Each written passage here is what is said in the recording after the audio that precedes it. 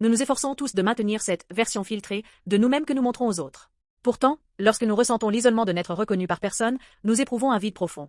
700 ans avant la venue de Jésus sur terre, le prophète Ésaïe a prophétisé. Il s'est élevé devant lui comme une faible plante, comme un rejeton qui sort d'une terre desséchée. Il n'avait ni beauté, ni éclat pour attirer nos regards, et son aspect n'avait rien pour nous plaire. Ésaïe 53, 2. Le Sauveur envoyé par Dieu était comme une pousse vacillante émergeant à peine d'une terre aride. Il était si insignifiant que les gens ne daignaient même pas le regarder. Au contraire, ils le méprisaient et détournaient les yeux. Selon les valeurs du monde, il était outsider, parfait, et sa vie semblait être un échec total.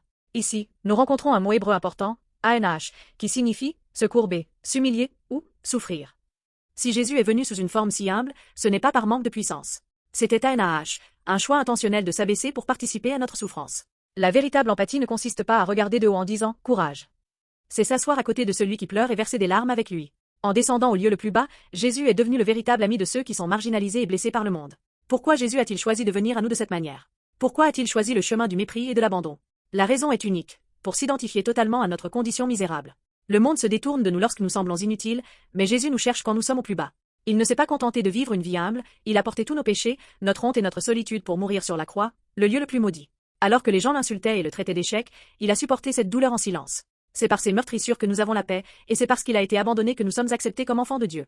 Chers amis, vous sentez-vous seul en ce moment? Vous demandez-vous comment une personne comme vous pourrait être aimée? Il existe quelqu'un qui aime votre vrai visage, celui qui reste une fois tous les filtres du monde retirés. Jésus est venu comme le serviteur souffrant. C'est pourquoi il connaît vos larmes et vos frustrations. Quelqu'un appelle votre nom depuis le lieu le plus bas. Saisissez sa main dès maintenant.